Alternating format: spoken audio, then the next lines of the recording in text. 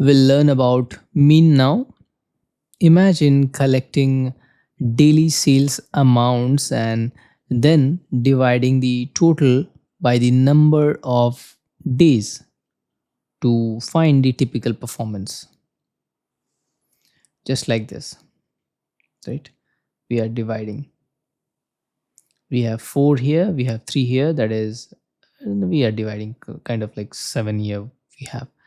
The mean works the same way, calculating the average by dividing the sum of the values by the count of rows.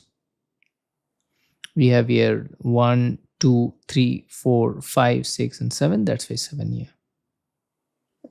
It helps reveal the central tendency of data, smoothing out highs and lows. This makes it a key metric for understanding overall trends in datasets. Let's meet in our next lecture.